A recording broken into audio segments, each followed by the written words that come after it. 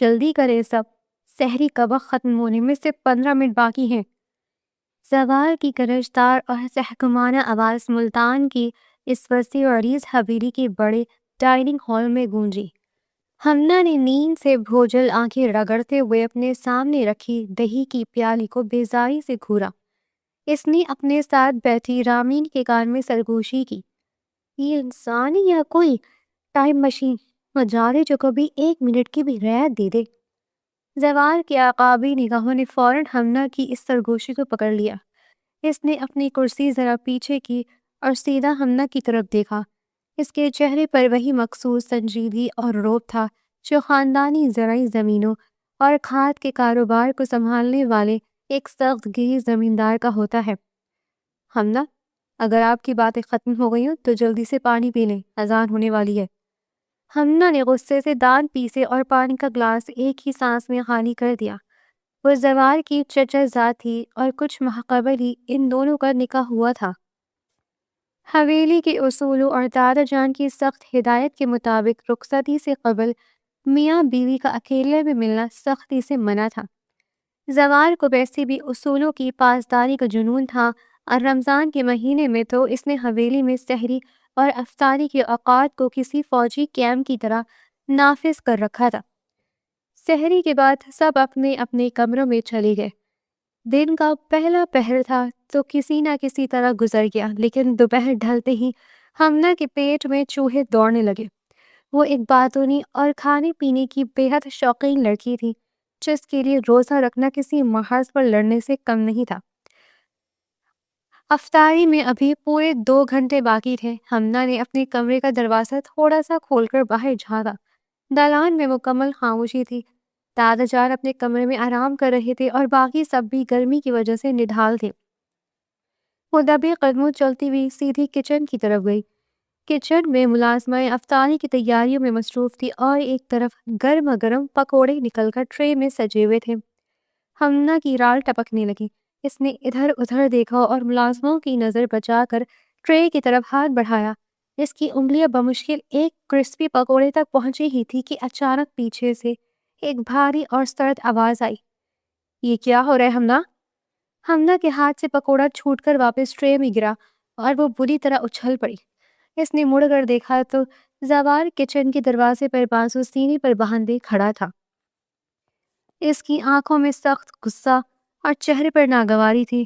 ہمنا کا دل تیزی سے دھڑکنے لگا، لیکن اس نے فوراً خود کو سنبھالا اور چھوٹی مسکراہٹ چہرے پر سجا لی۔ کچھ نہیں، میں تو بس چیک کر رہی تھی کہ پکوڑے کرسپی بنے ہیں یا نہیں۔ ہمنا نے اپنی چوری چھپانے کے لیے ایک انتہائی احمقانہ بہانہ تراشا۔ زوال کے ماتھے پر بل پڑ گئے۔ وہ 2 قدم چل کر اس کے بالکل سامنے آ کھڑا ہوا۔ کچن کی ملازمہ ان دونوں کو دیکھ کر خاموشی سے وہاں سے کھسک گئی۔ زوال نے ہمنا کی جھکی ہوئی آنکھوں کو دیکھا اور انتہائی سرد لہجے میں بولا، چیک کر رہی تھی یا روزے کی حالت میں چوری کر رہی تھی؟ آپ کو اندازہ بھی ہے کہ آپ کیا حرکت کر رہی تھی؟ ایک تو آپ کا روزہ ہے اور اوپر سے آپ اس حویلی کی ہونے والی بڑی بہو ہیں۔ ہمنا کو اس کی اس بات پر شدید غصہ آیا۔ وہ ویسے ہی بھوک سے نڈال تھی اور اب زوال کی یہ ڈانٹ اس کی برداشت سے باہر ہو رہی تھی۔ اس نے گردن اٹھا کر زوال کے غصے سے بھری آنکھوں میں سیدھا دیکھا۔ دیکھیں زوال بھائی، میرا روزہ ہے اور مجھے بہت بھوک لگ رہی ہے۔ آپ مجھے ہر وقت یوں ڈانٹا مت کریں۔ میں کوئی آپ کی فیکٹری کی مزدور نہیں ہوں۔ میں نے کتنی بار کہا ہے مجھے بھائی مت کہا کریں۔ زوال کی آواز میں ایک دم شدت آ گئی۔ اس نے ہمنا کے قریب ہو کر اسے ایک ایسی نظر سے دیکھا جس میں غصے کے ساتھ ساتھ ایک عجیب سا حق جتانے والا انداز تھا۔ آپ بہت جلد میری بیوی بن کر میرے گھر میں آنے والی ہیں۔ آپ کو ذمہ دار ہونا پڑے گا ہمنا۔ یہ بچوں والی حرکتیں اب چھوڑ دیں۔ ہمنا نے غصے سے پاؤں پٹکا اور زوال کو گھورتے ہوئے بولی، آپ ایک نمبر کے ہٹلر ہیں۔ آپ کو تو خوش ہونا چاہیے کہ مجھ جیسی معصوم لڑکی آپ کے پلے پڑ گئی ہے۔ یہ کہہ کر ہمنا تیزی سے کچن سے باہر نکل گئی۔ زوال اسے جاتے ہوئے دیکھتا رہا۔ اس کے لبوں پر ایک انتہائی مدھم سی مسکراہٹ ابھری جو فوراً ہی غائب بھی ہو گئی۔ وہ بظاہر جتنا سخت تھا، ہمنا کی بچکانہ حرکتیں اس کے دل میں اتنی گہری کشش پیدا کرتی تھیں۔ دوسری طرف حویلی کے بڑے لاؤنج میں ایک الگ ہی جنگ جاری تھی۔ زوال کا چھوٹا بھائی ارسل صوفے پر ٹانگیں پسارے ٹی وی اسکرین کے سامنے بیٹھا تھا اور اس کے ہاتھ میں پلے اسٹیشن کا کنٹرولر تھا۔ وہ ایک لاؤبالی، شرارتی اور مکمل طور پر نان سیریس نوجوان تھا جسے دنیا کی کسی چیز کی پرواہ نہیں تھی۔ اسکرین پر فائرنگ کی اونچی آوازیں گونج رہی تھی۔ کچھ ہی فاصلے پر ڈائننگ ٹیبل پر رامین اپنی میڈیکل کی موٹی موٹی کتابیں کھولے بیٹھی تھی۔ رامین حمنا کی چھوٹی بہن تھی اور ان دونوں کا بھی نکاح ہو چکا تھا۔ رامین ایک انتہائی سنجیدہ اور پڑھاکو قسم کی لڑکی تھی جسے ارسل کی ان حرکتوں سے شدید چڑ تھی۔ ارسل، کیا تم اس ٹی وی کی آواز کم نہیں کر سکتے؟ میرا کل فزیولوجی کا ٹیسٹ ہے اور مجھے کچھ یاد نہیں ہو رہا۔ رامین نے اپنی کتاب پر سے نظریں ہٹائے بغیر اونچی آواز سے کہا۔ ارسل نے اسکرین سے نظریں ہٹائے بغیر ہنستے میں جواب دیا، ارے ڈاکٹر صاحبہ، روزہ رکھ کر کون پڑھتا ہے؟ دماغ کی ساری انرجی تو ویسی ہی ختم ہو چکی ہے۔ آؤ تم بھی میرے ساتھ گیم کھیلو، مائنڈ فریش ہو جائے گا۔ رامین نے غصے سے اپنی کتاب بند کی اور اپنی کرسی سے اٹھ کر ارسل کے سر پر آ کھڑی ہوئی۔ میرا مائنڈ بالکل فریش ہے، تم اپنے دماغ کی فکر کرو جس میں بھوسا بھرا ہوا ہے۔ سارا دن گیمز کھیلتے رہتے ہو، کبھی اپنے مستقبل کا بھی سوچا ہے؟ زوار بھائی کو دیکھو، کتنی محنت سے سارا بزنس سنبھالتے، اور ایک تم ہو۔ اشر نے کنٹرولر سائڈ پر رکھا اور رامین کی طرف دیکھ کر ایک شرارتی مسکراہٹ دی۔ زوار بھائی ہے نا سب سنبھالنے کے لیے، مجھے کیا ضرورت ہے ٹینشن لینے کی؟ اور ویسے بھی میری ہونے والی بیوی ایک ڈاکٹر بننے والی ہے، وہ کما لے گی۔ رامین کا غصہ عروج پر پہنچ گیا۔ تم ایک انتہائی بے حس اور غیر ذمہ دار انسان ہو ارسل، مجھے تم سے بات ہی نہیں کرنی۔ رامین نے غصے سے مڑ کر واپس اپنی کتابوں کی طرف جانے کی کوشش کی، لیکن ارسل نے پھرتی سے اٹھ کر میز سے رامین کی سب سے اہم کتاب اٹھا لی اور اسے صوفے کے پیچھے چھپا دیا۔ یہ کیا بدتمیزی ارسل، میری کتاب واپس کرو۔ رامین نے اس کے پاس قریب آتے ہوئے غصے سے کہا، اس کا چہرہ غصے سے لال ہو رہا تھا۔ ارسل نے اپنے دونوں ہاتھ ہوا میں اٹھا لیا اور معصومیت سے بولا، کون سی کتاب؟ میں نے تو کوئی کتاب نہیں لی، شاید تمہاری پڑھائی کے بوجھ سے کتاب خود ہی کہیں بھاگ گئی ہے۔ ان دونوں کی بحث اتنی اونچی ہو گئی کہ دادا جان کے کھانسنے کی آواز لاؤنج تک آ گئی۔ حویلی میں دادا جان کا خوف اس قدر زیادہ تھا کہ ان کی ایک کھانسی سے ہی سب کی جان نکل جاتی تھی۔ رامین نے ارسل کو ایک آخری خونی نظروں سے گھورا اور اپنی باقی کتابیں سمیٹ کر تیزی سے اپنے کمرے کی طرف بھاگ گئی۔ ارسل اسے جاتے ہوئے دیکھ کر مسکراتا رہا۔ اسے رامین کو تنگ کرنے میں ایک عجیب سا سکون ملتا تھا۔ دادا جان کے سخت اصولوں کی وجہ سے حویلی میں کوئی بھی جوڑا کھلے عام ایک دوسرے سے بات نہیں کر سکتا تھا۔ رخصتی چونکہ عید کے فوراً بعد طے تھی، اس لیے پابندیوں میں مزید سختی آ گئی تھی۔ زوار بظاہر سب کے سامنے ہمنا سے ایک محتاط فاصلہ رکھتا تھا اور اصولوں کی تلقین کرتا رہتا تھا، لیکن اندر ہی اندر وہ ہمنا کے بے حد قریب جانا چاہتا تھا۔ اس کی ہر حرکت پر زوار کی گہری نظر ہوتی تھی۔ رات کا وقت حویلی کے باسیوں کے لیے ایک الگ ہی خاموشی لے کر آتا تھا۔ جب سب لوگ گہری نیند سو جاتے تو زوار اکثر اپنے کمرے کی بالکنی میں آ کر کھڑا ہو جاتا۔ اس کی بالکنی کے بالکل سامنے والے حصے میں ہمنا کا کمرہ تھا۔ زوار وہاں کھڑا ہو کر اندھیرے میں ہمنا کی کمرے کی کھڑکی کو دیکھتا رہتا۔ اسے معلوم تھا کہ ہمنا بھی جاگ رہی ہے۔ ہمنا واقعی جاگ رہی ہوتی تھی۔ وہ چھپ کر اپنے کمرے کے بھاری پردے کے پیچھے کھڑی ہوتی اور وہاں سے زوار کی لمبی، چوڑی اور مضبوط قامت کو دیکھتی رہتی۔ زوار کے چہرے پر چاند کی مدھم روشنی پڑ رہی ہوتی، جس میں اس کی سنجیدگی ایک عجیب سی دلکش اختیار کر لی تھی۔ ہمنا کے دل میں دن بھر کا سارا غصہ ایک پل میں غائب ہو جاتا۔ رمضان کے درمیانی عشرے کی ایک رات تھی۔ رات کے تقریباً 2 بج رہے تھے اور حویلی میں مکمل سناٹا چھایا ہوا تھا۔ ہمنا اپنے بستر پر کروٹیں بدل رہی تھی۔ آج افطاری میں اس نے غصے کی وجہ سے کچھ خاص نہیں کھایا تھا اور اب اس کے پیٹ میں بھوک کے مارے مروڑ اٹھ رہے تھے۔ اس نے گھڑی کی طرف دیکھا، سحری میں ابھی کافی وقت باقی تھا۔ اس سے مزید برداشت نہیں ہوا اور اس نے چپکے سے کمرے کا دروازہ کھولا۔ دالان میں گھپ اندھیرا تھا۔ وہ دیواروں کا سہارا لیتی ہوئی دبے قدموں کچن کی طرف بڑھنے لگی۔ اسے یاد تھا کہ افطاری کے وقت فریج میں ایک بڑا سا چاکلیٹ کیک رکھا گیا تھا جس کا ایک ٹکڑا بھی کسی نے نہیں کھایا تھا۔ کچن میں پہنچ کر اس نے لائٹ آن کرنے کی بجائے سیدھا فریج کا رخ کیا۔ فریج کا دروازہ کھلا تو اس کی مدھم پیلی روشنی کچن کے ایک چھوٹے سے حصے میں پھیل گئی۔ ہمنا نے جلدی سے کیک کا ڈبہ باہر نکالا اور اسے کچن کے کاؤنٹر پر رکھ دیا۔ اس نے ایک بڑی سی بائٹ کاٹی اور آنکھیں بند کر کے اسے چبانے لگی۔ بھوک کی شدت میں چاکلیٹ کا ذائقہ اسے جنت کا احساس دلا رہا تھا۔ ابھی اس نے دوسری بائٹ لینے کے لیے ہاتھ بڑھایا ہی تھا کہ اسے اچانک محسوس ہوا کہ اس کے بالکل پیچھے کوئی کھڑا ہے۔ کسی کی بھاری سانسوں کی آواز اسے اپنی گردن کے قریب محسوس ہوئی۔ حمزہ کے ہاتھ پیر سن ہو گئے۔ اس کے ذہن میں حویلی کے پرانے جنوں اور چڑیلوں کی کہانیاں گھوم گئی۔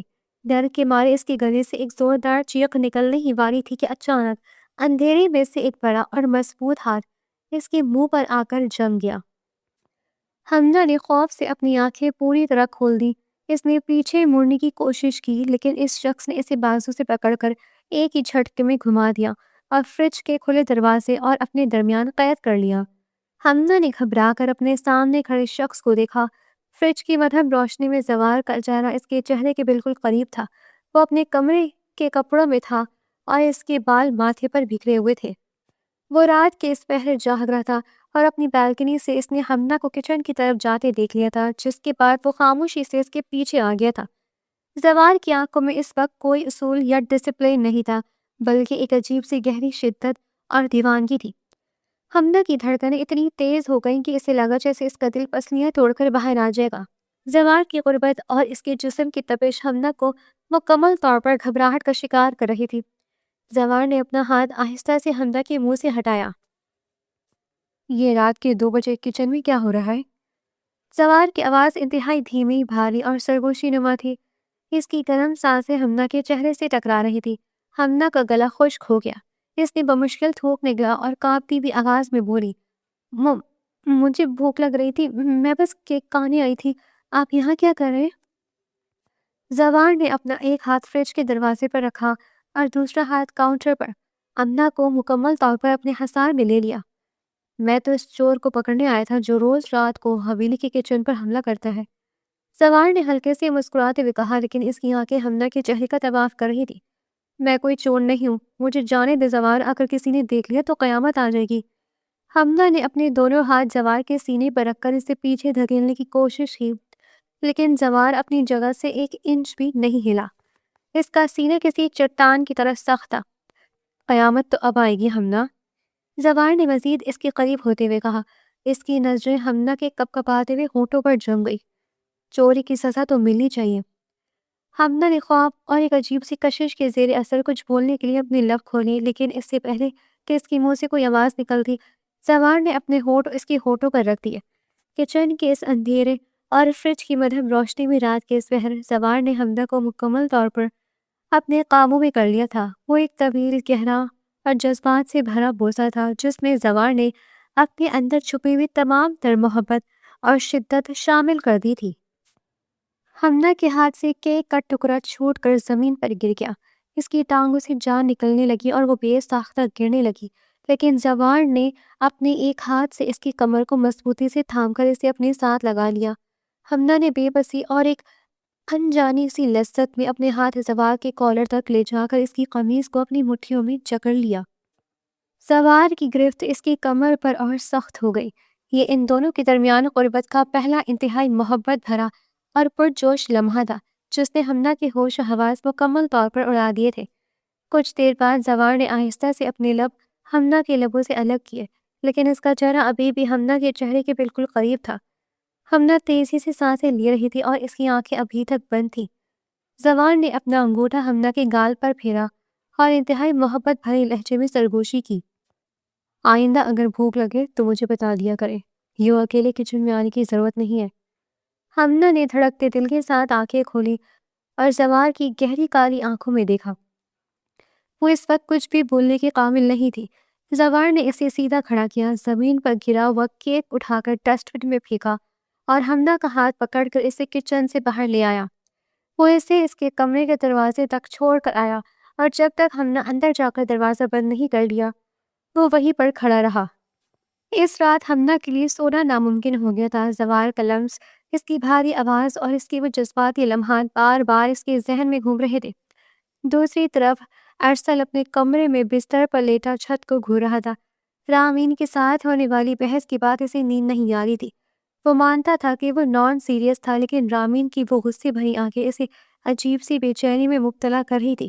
اسے رامین کی توجہ حاصل کرنے کا بہت شوق تھا، لیکن اس کے طریقے ہمیشہ الٹے ہی ہوتے تھے۔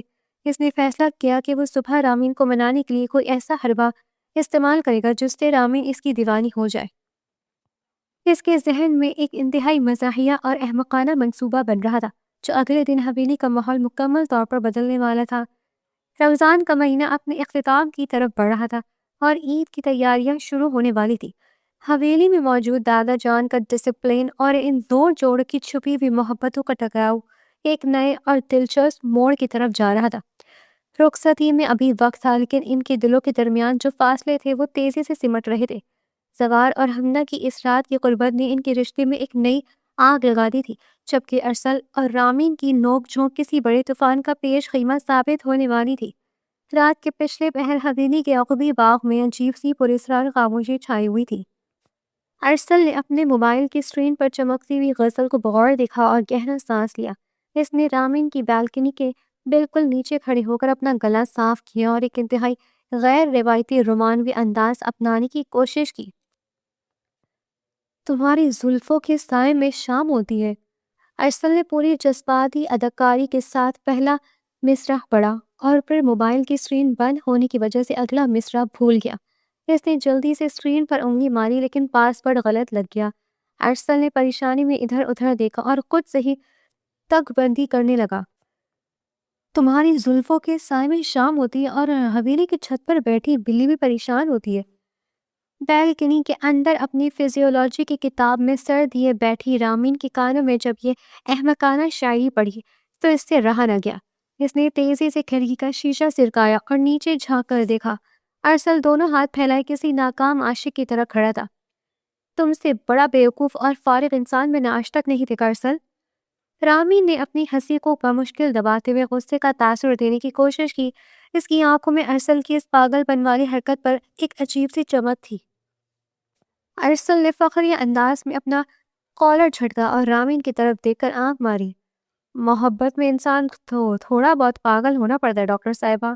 ویسے میری شاعری نے تمہارے دل کے تار تو چھیڑ ہی دیے ہوں گے۔ تمہاری اس الٹی سیدھی تک بندی نے میرے سر میں درد ضرور کر دیا ہے۔ جاؤ یہاں سے اور مجھے پڑھنے دو ورنہ میں کل دادا جان کو سب بتا دوں گی۔ رامین نے مصنوعی غصے سے کھڑکی بند کر دی لیکن کھڑکی کے اس پار کھڑے ہو کر وہ دیر تک مسکرا رہی تھی۔ ارسل کی بچکانہ لیکن پیاری حرکتیں رامین کے دل پر دستک دے لگی تھی۔ اگلے دن حویلی کے بڑے لاؤنج میں ایک محاذ سجا ہوا تھا۔ عید سر پر تھی اور لڑکیوں کو شاپنگ کا شدید بخار چڑھا ہوا تھا۔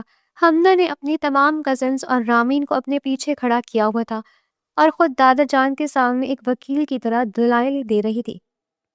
دادا جان بس آخری بار ہمیں بازار جانے دے، عید کے سوٹ کی میچنگ کے جوتے اور چوڑیاں لینی ہے، ہم 2 گھنٹے میں واپس آ جائیں گے۔ حمدہ نے انتہائی معصومیت سے ہاتھ جوڑ کر منت کی۔ دادا جان نے اپنے حقوق کی نو منہ سے نکالی اور لڑکیوں کی فوج کو گھورا۔ اجازت مل جائے گی لیکن شرط یہ ہے کہ تم لڑکیاں اکیلے ہرگز بازار نہیں جاؤ گی، کوئی ذمہ دار مرد تمہارے ساتھ جائے گا۔ میں جاؤں گا ان کے ساتھ۔ لاؤنج کے دروازے سے زوار کی بھاری اور روبدار آواز گونجی۔ وہ اپنی مخصوص کلف لگے شلوار قمیص میں ملبوس اندر داخل ہوا اور سیدھا دادا جان کے پاس آ کر کھڑا ہو گیا۔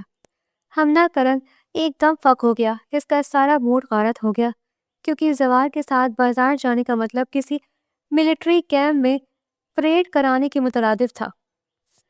زوار نے اپنی کلائی پر بندی گھڑی پر نظر ڈالی اور حمدہ کو سخت نگاہوں سے دیکھا۔ سب کے پاس ٹھیک آدھا گھنٹہ ہے تیار ہونے کے لیے اور بازار میں ہمیں صرف 2 گھنٹے لگیں گے۔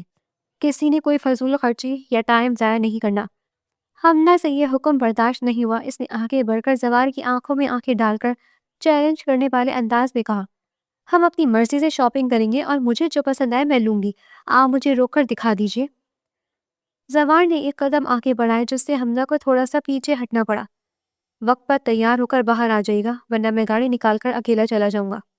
زوار نے انتہائی سرد مہوری سے جواب دیا اور وہاں سے مڑ گیا۔ حمدہ غصے سے پاؤں پٹکتے ہوئے اپنے کمرے کی طرف بھاگی۔ 1 گھنٹے بعد ملتان کے مشہور اور رش والے کپڑوں کے بازار میں زوار ایک کمانڈر کی طرح سب سے آگے آگے چڑھ رہا تھا۔ اس کی نظریں چاروں طرف تھی اور وہ بار بار لڑکیوں کو جلدی چلنے کی تلقین کر رہا تھا۔ حمدہ نے زوار کو تنگ کرنے کی قسم کھا رکھی تھی۔ وہ جان بوجھ کر ہر دکان پر رکتی، درجنوں سوٹ کھلوا کر دیتی اور پھر منہ بنا کر کہتی کہ کپڑے کا رنگ اچھا نہیں ہے۔ ایک سوٹ کو پسند کرنے میں آپ کو پورا 1 گھنٹہ لگتا ہے حمدہ۔ زوار نے ایک دکان کے کاؤنٹر پر ہاتھ مارتے ہوئے غصے سے کہا۔ اس کے ماتھے پر پسینے اور غصے کے ملے جلے قطرے چمک رہے تھے۔ یہ میری شادی کے بعد پہلی عید ہے زوار، میں کوئی بھی عام سا کپڑا اٹھا کر نہیں پہن لگتی۔ حمدہ نے ایک اور سوٹ دکاندار کی طرف پھینکتے ہوئے لاپرواہی سے جواب دیا۔ اس دکان سے باہر نکلتے ہوئے حمدہ نے تیزی سے قدم اٹھائے، لیکن اس کا پاؤں دکان کے دروازے پر رکھی ایک لوہے کی جالی میں الجھ گیا۔ اس کی چیخ نکلی اور وہ سیدھی منہ کے بل گرنے لگی۔ زوار نے اپنے ہاتھ میں پکڑے تمام شاپنگ بیگز یک دم زمین پر پھینکے اور بجلی کی سی تیزی سے آگے بڑھا۔ اس سے پہلے کہ حمدہ کا چہرہ زمین سے ٹکراتا، زوار کے مضبوط بازوؤں نے اسے ہوا میں ہی تھام لیا۔ حمدہ نے ڈر کے مارے آنکھیں بند کر رکھی تھی اور اس کے دونوں ہاتھ زوار کی کالر کو سختی سے پکڑے ہوئے تھے۔ زوار نے اسے کھینچ کر اپنے چوڑے سینے کے ساتھ لگا لیا۔ بازار کے اس شدید رش اور شور شرابے میں ان دونوں کی گرد جیسے ایک مکمل خاموشی چھا گئی تھی۔ دھیان سے نہیں چلا جاتا آپ سے، اگر چوٹ لگ جاتی تو کیا ہوتا؟ زوار کی آواز میں غصہ کم اور فکر زیادہ تھی۔ اس کی مضبوط گرفت حمدہ کی کمر پر بالکل سخت تھی۔ حمدہ نے آہستہ سے آنکھیں کھولی اور زوار کے چہرے کو اتنے قریب پا کر اس کی سانسیں رک گئی۔ زوار کی سیاہ آنکھوں میں اس وقت حمدہ کے لیے ایک ایسی بےتاب محبت چمک رہی تھی جسے چھپانا اب زوار کے بس میں نہیں رہا تھا۔ وہ دونوں ایک دوسرے کی آنکھوں میں کھو گئے اور انہیں ارد گرد سے گزرنے والے لوگوں کی کوئی پرواہ نہیں رہی۔ اسی بازار کے دوسرے کونے میں ارسل اور رامین جوتوں کی مارکیٹ کی طرف نکل گئے تھے۔ رش بہت زیادہ تھا اور رامین کو چلنے میں مشکل ہو رہی تھی۔ اچانک ایک تنگ گلی میں سے گزرتے ہوئے کچھ آوارہ قسم کے لڑکوں کا ایک گروپ ان کے پاس سے گزرا۔ ان میں سے ایک لڑکے نے رامین کو گھورتے ہوئے ایک انتہائی گھٹیا جملہ کسا۔ ارسل جو ہمیشہ ہر وقت پر ہر بات پر ہنستا مسکراتا رہتا تھا اور لاپرواہ رہتا تھا، اس کا خون یکدم کھول اٹھا۔ اس کی رگیں تن گئیں اور چہرے کا رنگ سرخ ہو گیا۔ اس نے رامین کا ہاتھ چھوڑا اور پلٹ کر اس لڑکی کی گریبان پر جھپٹ پڑا۔ تیری ہمت کیسے ہوئی میری بیوی کی طرف آنکھ اٹھا کر دیکھنے کی؟ ارسل نے دھاڑتے ہوئے اس لڑکی کے منہ پر ایک زوردار مکہ رسید کیا۔ لڑکا لڑکھڑا کر پیچھے گرا، لیکن ارسل نے اسے اٹھنے کا موقع نہیں دیا اور اس پر تابڑ توڑ حملے شروع کر دیے۔ باقی لڑکوں نے ارسل کو پکڑنے کی کوشش کی، لیکن ارسل اس وقت کسی بھپرے ہوئے شیر کی طرح تھا۔ اس نے اکیلے ہی ان سب کی اچھی خاصی درگت بنا دی۔ لوگ اکٹھے ہو گئے اور بڑی مشکل سے ارسل کو ان لڑکوں سے الگ کیا۔ ارسل ہانپتا ہوا رامین کی طرف پلٹا جس کا خوف کے مارے برا حال تھا۔ ارسل نے رامین کا ہاتھ اتنی سختی سے پکڑا کہ رامین کو درد محسوس ہوا، لیکن اس سے کوئی شکایت نہیں کی۔ ارسل اسے کھینچتا ہوا اس رش والی گلی سے باہر لے آیا۔ تمہیں ڈرنے کی ضرورت نہیں رامین، جب تک میں زندہ ہوں کوئی تمہاری طرف میلی آنکھ سے بھی نہیں دیکھ سکتا۔ ارسل کا سینہ تیزی سے اوپر نیچے ہو رہا تھا۔ اس کی آواز میں ایک ایسی مردانہ وجاہت تھی جو رامین نے پہلے کبھی نہیں دیکھی تھی۔ رامین پہلی بار ارسل کے اس حفاظتی انداز کو دیکھ کر مکمل طور پر اس کے سحر میں گرفتار ہو گئی۔ وہ لڑکا جسے وہ ہمیشہ غیر ذمہ دار اور نان سیریس سمجھتی تھی، آج اس نے ثابت کر دیا تھا کہ وہ رامین کی خاطر دنیا سے ٹکرا سکتا ہے۔ رامین نے ارسل کے ہاتھ کو اپنے دونوں ہاتھوں سے پکڑ لیا اور تشکر بھری نظروں سے اسے دیکھا۔ شاپنگ کے بعد واپسی کا سفر شروع ہوا۔ زوال کی بڑی ایس یو وی میں باقی سب لڑکیاں پچھلی سیٹوں پر تھک کر بیٹھی ہوئی تھی اور آپس میں ہلکی آواز میں باتیں کر رہی تھی۔ حمدہ فرنٹ سیٹ پر زوال کے بالکل ساتھ بیٹھی تھی۔ گاڑی کے اندر ایک عجیب سی خاموشی اور تناؤ تھا۔ زوال انتہائی سنجیدگی سے سامنے سڑک پر نظریں جمائے ڈرائیونگ کر رہا تھا۔ حمدہ کا بایاں ہاتھ گیئر کے بالکل ساتھ والی جگہ پر رکھا ہوا تھا۔ اچانک زوال نے گیئر بدلنے کے بہانے اپنا دایاں ہاتھ گیئر سے ہٹایا اور خاموشی سے اسے حمدہ کے نرم و نازک ہاتھ پر رکھ دیا۔ حمدہ کے پورے جسم میں ایک زوردار جھٹکا لگا۔ اس نے چونک کر زوال کی طرف دیکھا، لیکن زوال نے اس کی طرف دیکھے بغیر سڑک پر اپنی پوری توجہ مرکوز رکھی۔ زوال نے اپنی لمبی اور مضبوط انگلیاں حمدہ کی انگلیوں کے درمیان پھنسا کر اس کے ہاتھ کو ایک مضبوط گرفت میں لے لیا۔ حمدہ کا دل زور زور سے دھڑکنے لگا۔ اس نے اپنا ہاتھ کھینچنے کی کوئی کوشش نہیں کی۔ تھوڑی دیر بعد زوال نے اسٹیئرنگ وہیل کو صرف ایک ہاتھ سے سنبھالا اور حمدہ کے ہاتھ کو اپنے لبوں کے قریب لے گیا۔ اس نے حمدہ کے ہاتھ کے پشت پر ایک انتہائی نرم اور گرم بوسہ دیا۔ یہ ایک ایسا چھوٹا سا مگر گہرا عمل تھا جس نے حمدہ کی ہوش اڑا دیے۔ اس کے پورے جسم میں ایک میٹھی سی سنسنی دوڑ گئی اور اس کا چہرہ شرم سے سرخ ہو گیا۔ اس نے اپنا سر سیٹ کے ساتھ ٹکا لیا اور آنکھیں بند کر لی۔ حویلی پہنچنے تک پورے راستے زوال نے حمدہ کا ہاتھ نہیں چھوڑا اور حمدہ نے بھی اس قید سے آزاد ہونے کی کوئی خواہش ظاہر نہیں کی۔ ان کے درمیان محبت کا یہ بے آواز سفر اب ایک منزل کی طرف بڑھ رہا تھا۔ حویلی کا وسیع اور یہ لان برقی قمقموں کی روشنی میں نہایا ہوا تھا اور فضا میں عود اور چمبیلی کی ملی جلی خوشبو رچی بسی تھی۔ رمضان المبارک کا مقدس مہینہ رخصت ہو رہا تھا اور چاند رات کی گہما گہمی اپنے عروج پر تھی۔ حویلی کے دالان میں بچھی چوکیوں پر لڑکیاں بالیاں اکٹھی تھیں، جہاں مہندی لگانے والیاں بلائی گئی تھیں۔ ڈھولک کی تھاپ پر ٹپے گائے جا رہے تھے اور ہر طرف قہقہوں کا راج تھا۔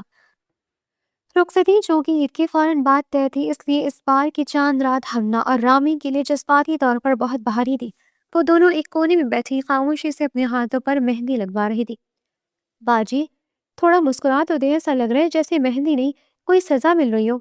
رامین نے ہمنا کے اداس چہرے کو دیکھ کر ہلکی سی چھیڑ چھاڑ کی۔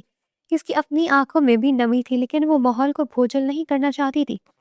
چپ کر رامین، تجھے تو بس مذاق سوچ رہا ہے، ہمنا نے بناوٹی غصے سے کہا، لیکن اس کی آواز بھر آ گئی۔ سوچ رہی ہوں اگلی چاند رات کو ہم اس حویلی میں نہیں ہوں گے۔ دادا جان کی ڈانٹ، چچی جان کا بیاہ، یہ سب سکھیاں، سب چھوٹ جائے گا۔ ایک آنسو اس کے پلکوں سے ٹوٹ کر مہندی بھرے ہاتھ پر گرتے گرتے بچا۔ دوسری طرف زوار اور ارسل کی بے چینی دیکھنے والی تھی۔ زوار ڈرائنگ روم میں دادا جان اور چچا لوگوں کے ساتھ بیٹھا تھا، لیکن اس کا دھیان مسلسل باہر لان کی طرف جہاں تھا جہاں ہمنا موجود تھی۔ نکاح کے باوجود حویلی کی سخت روایت اور اسے ہمنا کے قریب جانے سے روک رہی تھی، اور آج رات تو وہ اسے ایک نظر دیکھنے کے لیے بھی بےتاب تھا۔ ارسل جو زوال کی حالت سمجھ رہا تھا، اس کے پاس آ کر بیٹھا اور سرگوشی کی۔ بھائی اگر آپ کا یہی حال رہا تو عید سے پہلے ہی ہسپتال پہنچ جائیں گے، کچھ کریں ورنہ یہ بوڑھے تو ہمیں ملنے نہیں دیں گے۔ زوال نے ارسل کو گھورا، لیکن اس کی آنکھوں میں التجا تھی۔ تو کچھ کرنا ارسل، تو ان کاموں میں ماہر ہے، مجھے بس 5 منٹ کے لیے ہمنا سے ملنا ہے اکیلے میں۔ ارسل کے چہرے پر ایک شیطانی مسکراہٹ آ گئی۔ ٹھیک ہے، لیکن اس کی قیمت وصول کروں گا، آپ بس تیار رہیں، جیسے ہی میں اشارہ کروں آپ پچھلے دروازے سے نکل جائے گا۔ ارسل اٹھا اور دادا جان کے بالکل سامنے جا کر کھڑا ہو گیا، جو اس وقت چچا جان سے زمینوں کے تنازع پر بات کر رہے تھے۔ دادا جان، میں نے سوچا ہے کہ وہ جو رحیم یار خان والی زمین ہے، اسے ہمیں بیچ دینا چاہیے۔ ارسل نے انتہائی سنجیدگی سے کہا، جیسے وہ خاندانی جائیداد کا بہت بڑا محافظ ہو۔ دادا جان نے حیرت سے اپنی عینک اتار کر ارسل کو دیکھا۔ کیا کہا، بیچ دیں؟ ارسل تجھے پتہ ہے وہ زمین تمہارے پر دادا نے کتنی محنت سے بنائی تھی؟ ان کی آواز میں غصہ اور حیرت دونوں تھے۔ لیکن دادا جان، وہاں پانی کا مسئلہ ہے اور فصل بھی اچھی نہیں ہوتی، میں نے تو بس خاندانی فائدے کے لیے کہا تھا۔ ارسل نے بحث کو تول دینے کے لیے ایک اور پھانسا پھینکا۔ چچا لوگ بھی اس بحث میں کود پڑے اور ڈرائنگ روم کا ماحول گرم ہو گیا۔ زوال نے موقع غنیمت جانا اور خاموشی سے اٹھ کر پچھلے دروازے سے نکل گیا۔ وہ تیزی سے سیڑھیاں چڑھتا ہوا چھت کی طرف بڑھا۔ اسے معلوم تھا کہ ہمنا مہندی لگوانے کے بعد اپنی مہندی خشک کرنے کے لیے چھت پر اکیلی جاتی ہے۔ چھت پر چاند کی 14ویں رات کی روشنی پھیلی ہوئی تھی۔ ہمنا سرخ رنگ کے سادہ لون کے جوڑے میں ملبوس دیوار سے ٹیک لگائے کھڑی تھی۔ اس کے دونوں ہاتھوں پر گہری رچی ہوئی مہندی خشک ہو رہی تھی اور وہ چاند کو دیکھ کر کچھ سوچ رہی تھی۔ اس کے کھلے بال ہوا میں لہرا رہے تھے، جس سے اس کا چہرہ اور بھی پرکشش لگ رہا تھا۔ زوال خاموشی سے اس کے پیچھے آیا اور اس کی گردن پر اپنے گرم لب رکھ دیے۔ ہمنا کے منہ سے ایک ہلکی سی سسکی نکلی اور وہ ڈر کے مارے مڑی، لیکن زوال نے اسے فوراً اپنی مضبوط باہوں میں بھر لیا۔ زوال، آپ یہاں؟ اگر کسی نے دیکھ لیا تو؟ ہمنا کی دھڑکنیں تیز ہو گئی اور اس کے چہرے پر حیا کی سرخی دوڑ گئی۔ اس نے اپنے مہندی بھرے ہاتھوں کو زوال کے سینے سے بچانے کی کوشش کی۔ دیکھ لینے دو ہمنا، اب مجھے کسی کا ڈر نہیں ہے۔ زوال نے اس کے کان میں سرگوشی کی، اس کی آواز میں دیوانگی تھی۔ میں اور انتظار نہیں کر سکتا، یہ چند دن مجھے سالوں جیسے لگ رہے ہیں۔ اس نے ہمنا کے چہرے کو اپنے ہاتھوں کے پیالے میں لیا، احتیاط سے کہ مہندی نہ لگ جائے، اور اس کے ماتھے پر ایک طویل بوسہ دیا۔ ہمنا کی آنکھیں خود بخود بند ہو گئی۔ زوال نے اس کی آنکھوں، گالوں اور پھر اس کے تھر تھراتے ہوئے ہونٹوں پر اپنے ہونٹ رکھ دیے۔ زوال کا لمس ہمنا کو مکمل طور پر پگھلا رہا تھا۔ وہ جو ہمیشہ زوال کی سختی سے ڈرتی تھی، آج اس کی محبت کی شدت میں خود کو کھو رہی تھی۔ اس کے مہندی بھرے ہاتھ بے ساختہ زوال کی کالر کی طرف بڑھے، لیکن پھر اس نے احتیاطاً انہیں روک لیا۔ آپ کی مہندی خراب ہو جائے گی۔ زوال نے ہلکی سی ہنسی کے ساتھ اس کے لبوں سے الگ ہو کر کہا، لیکن اس کی گرفت اب بھی ہمنا کی کمر پر سخت تھی۔ ہونے دے خراب، آپ سے زیادہ اہم نہیں ہے یہ مہندی۔ ہمنا نے پہلی بار اتنی بے باکی سے اپنی محبت کا اظہار کیا اور پھر شرما کر اپنا سر زوال کے سینے پر رکھ دیا۔ زوال نے اسے مزید اپنے ساتھ بھیج لیا، جیسے وہ اسے خود میں جذب کر لینا چاہتا ہو۔ اسی دوران ارسل دادا جان کے بحث سے جان چھڑوا کر رامین کے کمرے کی بالکنی کی طرف بڑھا۔ وہ جانتا تھا کہ رامین مہندی لگوانے کے بعد اپنے کمرے میں پڑ رہی ہوگی۔ حویلی کا مرکزی حصہ اب بھی جاگ رہا تھا، اس لیے اسے چھپ کر جانا تھا۔ وہ بالکنی کے نیچے پہنچا اور وہاں لگے ہوئے پانی کے پائپ کو دیکھا۔ یا اللہ، عزت رکھ لینا، اگر گیا تو ڈاکٹر بننے سے پہلی مریض بن جاؤں گا۔ ارسل نے ایک گہرا سانس لیا اور پائپ پر چڑھنا شروع کیا۔ وہ ہمیشہ سے شرارتی تھا، اس لیے ایسے کام اس کے لیے نئے نہیں تھے، لیکن آج رات دادا جان کا خوف اور رامین سے ملنے کی بےتابی اسے نروس کر رہی تھی۔ وہ بمشکل بالکنی کی ریلنگ تک پہنچا اور اوپر چڑھ گیا۔ رامین کمرے کے اندر بیٹھی کتاب کھولی ہوئی تھی، لیکن اس کا دھیان کہیں اور تھا۔ ارسل نے کھڑکی پر ہلکی سی دستک دی۔ رامین چونک گئی اور اس نے ڈرتے ڈرتے کھڑکی کی طرف دیکھا۔ ارسل کو بالکنی میں لٹکا دیکھ کر اس کی جان نکل گئی۔ ارسل، تم پاگل ہو؟ اگر کسی نے دیکھ لیا تو قیامت آ جائے گی، پاگل۔ رامین نے جلدی سے کھڑکی کھولی اور سرگوشی میں چلائی۔ اس کا چہرہ خوف سے سفید ہو گیا تھا۔ ارے، اپنی جان جھوکم میں ڈال کر تم سے ملنے آیا ہوں اور تم ڈانٹ رہی ہو؟ ارسل نے بالکنی کے اندر آتے ہوئے ڈرامائی انداز میں کہا۔ وہ ہانپ رہا تھا اور اس کے کپڑے پائپ کی وجہ سے تھوڑے گندے ہو گئے تھے۔ لیکن تم اس طرح پائپ سے اگر گر جاتی تو؟ رامین کی آواز میں اب خوف کی جگہ فکر نے لے لی تھی۔ اس نے ارسل کی قمیص سے مٹی جھاڑنے کی کوشش کی، لیکن پھر اپنے مہندی بھرے ہاتھوں کو دیکھ کر رک گئی۔ ارسل نے رامین کی تشویش بھری چہرے کو دیکھا اور مسکرا دیا۔ وہ بالکنی کی ریلنگ پر بیٹھا تھا، اس کے پیر نیچے لٹک رہے تھے۔ اس نے اپنی جیب میں ہاتھ ڈالا اور ایک چھوٹی سی مخملی ڈبیا نکالی۔ رامین، میں جانتا ہوں میں ایک غیر ذمہ دار لڑکا ہوں اور تمہیں ہمیشہ تنگ کرتا رہتا ہوں، لیکن سچ یہ ہے کہ میں تم سے بہت محبت کرتا ہوں۔ ارسل کا لہجہ یکدم سنجیدہ ہو گیا، جس نے رامین کو حیران کر دیا۔ یہ تمہارے لیے عید کا تحفہ ہے۔ اس نے ڈبیا کھولی جس کے اندر ایک خوبصورت ہیرے کی انگوٹھی چمک رہی تھی۔ رامین نے حیرت سے اپنی انگلیوں کو دیکھا جہاں مہندی خشک ہو رہی تھی۔ ارسل نے اس کا بائیں ہاتھ احتیاط سے پکڑا اور اس کی چھوٹی انگلی میں وہ انگوٹھی پہنا دی۔ پھر اس نے رامین کا ہاتھ اپنے لبوں سے لگا لیا۔ ارسل، یہ بہت خوبصورت ہے۔ رامین کی آنکھوں میں آنسو آ گئے، اس بار خوشی کے۔ وہ کبھی سوچ بھی نہیں سکتی تھی کہ ارسل اتنا رومانوی بھی ہو سکتا ہے۔ اس کا دل ارسل کے لیے ایک عجیب سی محبت سے بھر گیا۔ اسی وقت نیچے لان سے دادا جان کے زور سے کھانسنے کی آواز آئی۔ وہ شاید سونے کے لیے اپنے کمرے کی طرف جا رہے تھے۔ او خدایا، دادا جان! رامین ہڑبڑا کر بولی۔ اس کا رنگ فک ہو گیا۔ ارسل، جلدی چھپ جائے۔ ارسل کی بھی سیٹی گم ہو گئی۔ وہ جلدی سے بالکنی کے فرش پر لیٹ گیا، ریلنگ کی آڑ میں۔ رامین نے جلدی سے کھڑکی بند کی اور کمرے کی لائٹ بند کر دی۔ وہ کھڑکی کے پردے کے پیچھے کھڑی ہو کر نیچے دیکھنے لگی۔ دادا جان کھانستے ہوئے گزر گئے، لیکن وہ چند لمحے ان دونوں کے لیے کسی سنسنی خیز فلم کے سین سے کم نہیں تھے۔ جب دادا جان چلے گئے تو رامین نے ایک ٹھنڈی آہ بھری اور کھڑکی ہلکی سے کھول دی۔ ارسل بالکنی کے فرش پر لیٹا ہوا مسکرا رہا تھا۔ تم ایک نمبر کی مصیبت باز ہو ارسل، رامین نے ہنستے ہوئے کہا، لیکن اس کی آواز میں محبت تھی۔ اب جلدی جاؤ، اس سے پہلے کہ کوئی اور آ جائے۔ ارسل اٹھا۔ اس نے رامین کو ایک آخری بار دیکھا اور بالکنی سے پائپ کے راستے سے نیچے اتر گیا۔ رامین نے اسے جاتے ہوئے دیکھا اور پھر اپنے ہاتھ میں چمکتی ہوئی انگوٹھی کو۔ اس کا دل خوشی سے ناچ رہا تھا۔ اگلے دن عید کا سورج طلوع ہوا۔ حویلی میں عید کی نماز کے بعد سبھی مبارکبادوں کا تانتا بن گیا تھا۔ مرد حضرات سفید شلوار قمیص اور مختلف رنگوں کی واسکوٹ میں ملبوس تھے، جبکہ خواتین کے رنگ برنگے بھاری کام والے جوڑوں نے حویلی کی رونق کو دوبالا کر دیا تھا۔ زوار عید کی نماز پڑھ کر واپس آئے تو سفید کرتا شلوار اور سیاہ واسکوٹ میں انتہائی پرکشش لگ رہا تھا۔ ہمنا جو اپنے کمرے میں تیار ہو کر باہر نکلی تھی، اسے دیکھ کر ایک لمحے کے لیے رک گئی۔ زوال کی شخصیت میں آج ایک خاص قسم کا نکھار اور سنجیدگی تھی، جس نے ہمنا کے دل کو مو لیا۔ عید ملنے کے دوران سب بڑے ڈرائنگ روم میں بیٹھے تھے اور بچے عیدی مانگ رہے تھے۔ ہمنا اور رامین بھی سب کو عید مبارک کہنے آئی۔ زوار نے ہمنا کو دیکھتے ہی اپنی نظریں جھکا لی، لیکن اس کے چہرے پر ایک دھیمی سی مسکراہٹ آ گئی۔ جب ہمنا دادا جان کے پاس عید مبارک کہنے آئی تو زوار ان کے بالکل پاس بیٹھا تھا۔ دادا جان نے ہمنا کے سر پر ہاتھ رکھا اور عیدی دی۔ عید مبارک ہمنا بیٹا، اللہ تمہیں خوش رکھے۔ دادا جان کی آواز میں آج نرمی تھی۔ عید مبارک زوار بھائی۔ ہمنا نے زوار کی طرف دیکھ کر انتہائی سنجیدگی سے کہا، جیسے ان کے درمیان کچھ بھی نہ ہو۔ اس نے جان بوجھ کر بھائی کا لفظ استعمال کیا تاکہ دادا جان کو شک نہ ہو۔ زوار نے اسے ایک گہری نظر سے دیکھا جس میں شرارت اور محبت دونوں تھی۔ عید مبارک ہمنا، اس نے دھیمی آواز میں جواب دیا۔ جب ہمنا عیدی لے کر مڑی تو زوار نے خاموشی سے میز کے نیچے سے اپنا پاؤں ہمنا کے پاؤں پر رکھ دیا۔ ہمنا چونک گئی اور اس نے دادا جان کی طرف دیکھا، لیکن وہ چچا جان سے بات کرنے میں مصروف تھے۔ اس نے اپنا پاؤں چھڑوانے کی کوشش کی، لیکن زوار نے دباؤ بڑھا دیا۔ ہمنا نے غصے سے زوار کی طرف دیکھا، لیکن زوار انتہائی سنجیدگی سے دادا جان کی بات سن رہا تھا، جیسے اسے کچھ پتہ ہی نہ ہو۔ ہمنا کو اس کی اس شرارت پر اندر ہی اندر ہنسی بھی آ رہی تھی اور غصہ بھی۔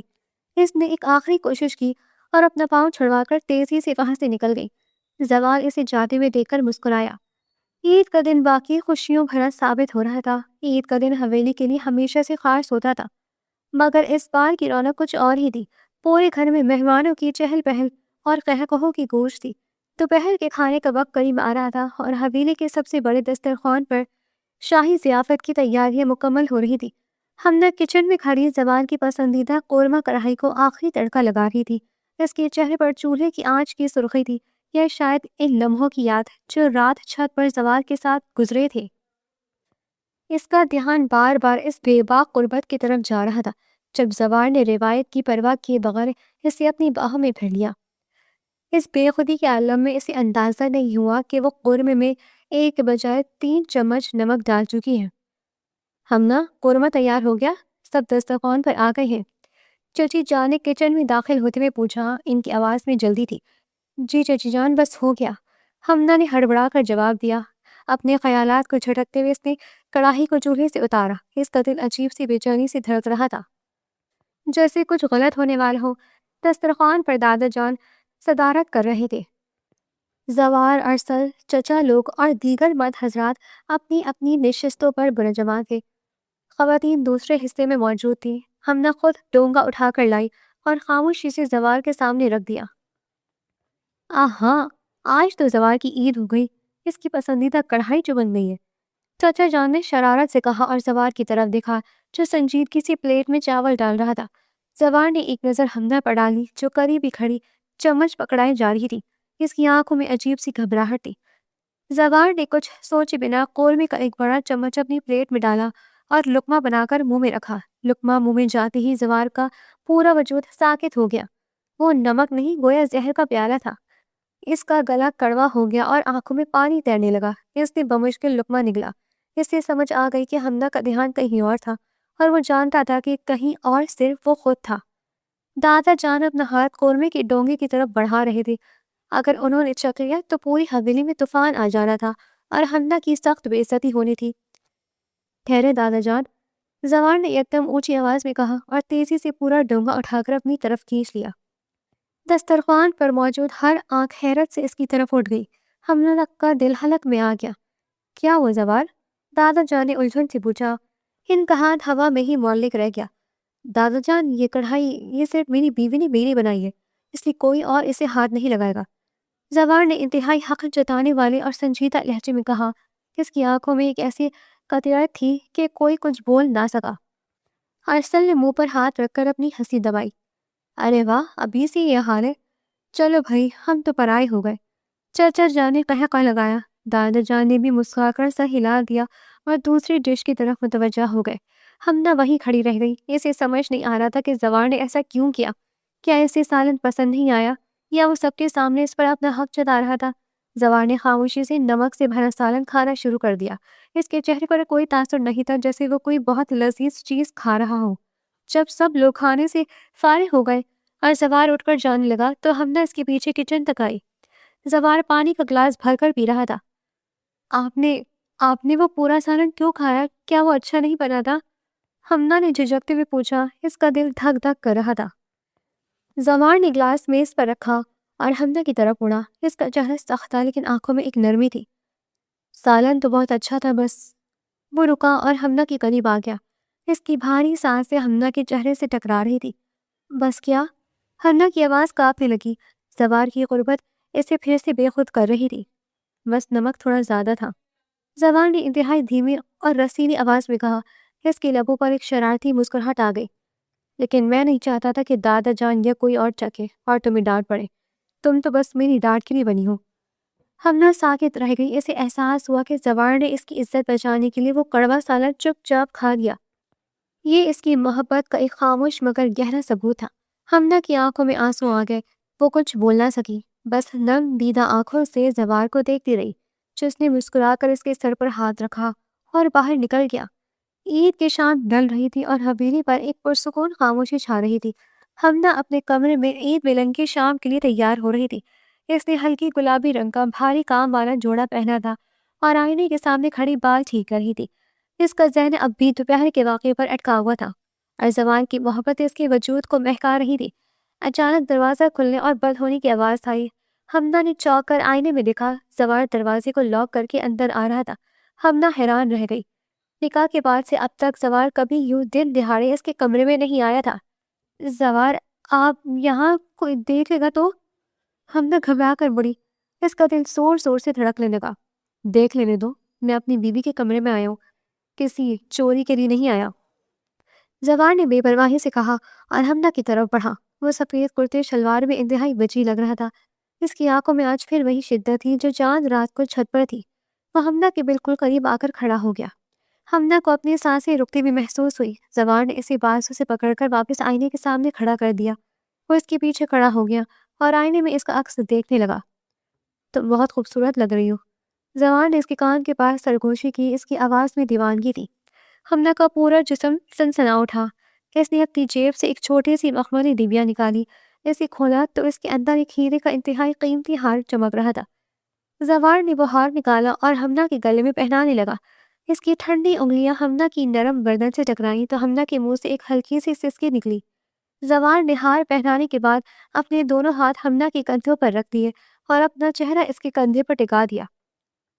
وہ آئینے میں ہمنا کی آنکھوں میں دیکھ رہا تھا۔ ہمنا کی آنکھیں حیا سے جھک گئی۔ ویسے بات بتاؤں، زوال نے دھیمی آواز میں کہا۔ جی، ہمنا کی آواز بمشکل نکلی۔ وہ سالن باقی بہت بکواس تھا، زوال نے شرارت سے کہا اور ہلکا سا قہقہا لگایا۔ ہمنا ہنس پڑی۔ اس کا سارا ڈر اور گھبراہٹ غائب ہو گئی۔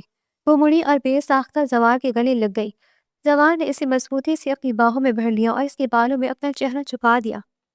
وہ مڑی اور بے ساختہ زوال کے گلے لگ گئی۔ زوال نے اسے مضبوطی سے اپنی باہوں میں بھر لیا اور اس کے بالوں میں اپنا چہرہ چھپا دیا۔ میں تم سے بہت محبت کرتا ہوں ہمنا، زوال نے اس کے کان میں سرگوشی کی۔ اس کا لہجہ مکمل طور پر سنجیدہ اور جذباتی تھا۔ میں بھی آپ سے بہت محبت کرتی ہوں زوال، ہمنا نے بھی اعتراف کر لیا۔ اس کی آواز میں آنسوؤں کی نمی تھی۔ زوال نے اسے آہستہ سے بیڈ پر بٹھایا اور خود اس کے سامنے بیٹھ گیا۔ دونوں ایک دوسرے کی آنکھوں میں کھو گئے تھے۔ ان کے درمیان اب روایت کی کوئی دیوار نہیں تھی، کوئی ڈر نہیں تھا، بس دو دل تھے جو ایک دوسرے کے لیے دھڑک رہے تھے۔ دوسری طرف عید کی رات حویلی کے پچھلے باغ میں ایک الگ ہی سما تھا۔ آسمان پر چاند اپنی پوری آفتاب کے ساتھ چمک رہا تھا اور فضا میں رات کی رانی کی خوشبو بسی ہوئی تھی۔ ارسل اور رامین ایک دوسرے سے چھپ کر باغ کے ایک کونے میں ملے تھے۔ رامین باغ کی بینچ پر بیٹھی تھی اور ارسل اس کے سامنے کھڑا تھا۔ وہ کچھ دیر خاموش رہا، پھر اس نے رامین کی طرف دیکھا۔ اس کا چہرہ سنجیدہ تھا جو ارسل جیسے لاپرواہ لڑکے پر عجیب لگ رہا تھا۔ رامین، تم یہاں کیوں آئے؟ ارسل نے پوچھا۔ اس کی آواز میں وہ پرانی شرارت نہیں تھی۔ میں تم سے ملنے آئی تھی، رامین نے جھجکتے ہوئے جواب دیا۔ میں تمہیں تھینک یو کہنا چاہتی تھی۔ کس لیے؟ ارسل نے آئیبرو اچکا کر پوچھا۔ وہ شاپنگ کے دوران جو کچھ ہوا، اگر تم نہ ہوتے تو۔ رامین رکی۔ اس کا چہرہ خوف اور تشکر کے ملے جلے تاثرات سے بھر گیا۔ ارسل نے ایک گہرا سانس لیا اور رامین کے پاس بینچ پر بیٹھ گیا۔ اس نے خاموشی سے رامین کا ہاتھ اپنے ہاتھوں میں لیا۔ رامین کا ہاتھ ٹھنڈا تھا اور وہ ہلکا سا کانپ رہا تھا۔ رامین، میں نے وہ سب کچھ اس لیے نہیں کیا کہ مجھے کوئی ہیرو بننے کا شوق تھا، ارسل نے انتہائی سنجیدگی سے کہا۔ اس کی آنکھوں میں رامین کی آنکھوں میں دیکھ رہی تھی۔ میں نے وہ سب اس لیے کیا کیونکہ میں تم سے محبت کرتا ہوں رامین۔ رامین ساکت رہ گئی۔ اس سے توقع نہیں تھی کہ ارسل اتنی جلدی اور اتنی سنجیدگی سے اپنی محبت کا اعتراف کرے گا۔ وہ ہمیشہ اسے ایک غیر ذمہ دار اور بچکانہ لڑکا سمجھتی تھی، لیکن آج رات اس نے ارسل کا ایک الگ ہی روپ دیکھا تھا۔ میں جانتا ہوں میں ایک مصیبت باز ہوں، میں تمہیں تنگ کرتا ہوں، لیکن سچ یہ ہے کہ میں تمہارے بغیر جینے کا تصور بھی نہیں کر سکتا۔ ارسل نے جاری رکھا، اس کا لہجہ جذبات سے بھرا ہوا تھا۔ رامین، کیا تم بھی مجھ سے محبت کرتی ہو؟ رامین نے ارسل کی آنکھوں میں دیکھا جہاں سچائی اور محبت چمک رہی تھی۔ اس کا دل ارسل کے لیے عجیب سی کشش اور محبت سے بھر گیا۔ اس نے محسوس کیا کہ ارسل کے بغیر اس کی زندگی ادھوری ہے۔ ہاں ارسل، میں بھی تم سے محبت کرتی ہوں، رامی نے دھیمی آواز میں اعتراف کر لیا۔ اس کی آنکھوں میں آنسو آ گئے۔ ارسل کے چہرے پر ایک خوبصورت مسکراہٹ آ گئی۔ اس نے رامین کا چہرہ اپنے ہاتھوں میں لیا اور اس کے ماتھے پر ایک عقیدت بھرا بوسہ دیا۔ یہ ان کی محبت کی پہلی مہر تھی۔ رامین نے اپنا سر ارسل کے سینے پر رکھ دیا اور ارسل نے اسے اپنی باہوں میں بھر لیا۔ ان کا رشتہ محض ایک خاندانی مجبوری سے نکل کر سچے عشق میں بدل گیا تھا۔ چاندنی رات ان کی خاموش محبت کی گواہ تھی۔ عید کے تیسرے دن حویلی میں پھر سے تناؤ کا ماحول تھا۔ دادا جان اپنے کمرے میں بیٹھے تھے اور زوال ان کے سامنے کھڑا تھا۔ اس کا چہرہ سخت تھا اور آنکھوں میں قطعیت تھی۔ دادا جان، میں مزید انتظار نہیں کر سکتا، زوال نے دو ٹوک الفاظ میں کہا۔ اس کی آواز میں رعب اور بے تابی تھی۔ دادا جان نے حیرت سے اسے دیکھا۔ کیا مطلب ہے تمہارا؟ ابھی تو عید ختم ہوئی ہے۔ مطلب یہ ہے دادا جان کہ مجھے اگلے جمعے کو ہر حال میں حمنا کی رخصتی چاہیے۔ زوال نے اپنی بات دہرائی۔ اس کا لہجہ اٹل تھا۔ اور مجھے بھی رامین کی رخصتی چاہیے۔ ارسل جو پیچھے کھڑا تھا یکدم بول اٹھا۔ دادا جان نے اسے گھور کر دیکھا تو وہ تھوڑا سا پیچھے ہٹ گیا، مگر اس کا چہرہ بھی سنجیدہ تھا۔ میں بھی رامین کو اپنے کمرے میں لانا چاہتا ہوں۔ دادا جان نے دونوں بھائیوں کی اس بے شرمی اور بے تابی پر اپنی لاٹھی اٹھا لی۔ تم دونوں پاگل ہو گئے ہو، ابھی رخصتی میں وقت ہے۔ دادا جان، وقت کا کوئی پتہ نہیں ہوتا، ہمیں ایک دوسرے کی ضرورت ہے، زوال نے منت بھرے لہجے میں کہا۔ ہمیں اجازت دے دادا جان۔ دادا جان نے دونوں بھائیوں کے چہرے دیکھے۔ ان کی بے تابی اور محبت ان کے چہرے پر واضح تھی۔ وہ اندر سے خوش تھے کہ ان کے پوتے اتنی جلدی اپنی ازدواجی زندگی شروع کرنا چاہتے ہیں۔ انہوں نے لاٹھی واپس رکھ دی اور مسکرا دیے۔ ٹھیک ہے، اگر تم لوگ اتنے ہی بے تاب ہو تو 4 دن بعد رخصتی کر دی جائے گی۔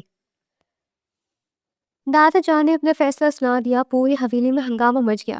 شادی کی تیاریاں جنگی بنیادوں پر شروع ہو گئی۔ ہر طرف خوشی اور جشن کا ماحول تھا۔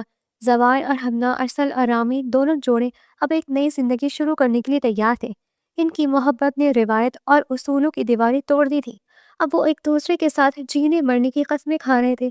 چند دن بعد رخصتی ہو گئی اور دونوں جوڑوں کی زندگی مکمل ہو گئی۔ حمنا بیڈ پر گھونگھٹ اوڑھے بیٹھی تھی۔ جب زوال اندر داخل ہوا، حمنا کا دل بے تحاشا دھڑک رہا تھا۔ وہ جانتی تھی زوال اس کے لیے کتنا پاگل ہے، اور اگر وہ رخصتی سے پہلے اتنا جنون دکھاتا تھا تو آج کی رات نہ جانے کیا کر گزرے گا۔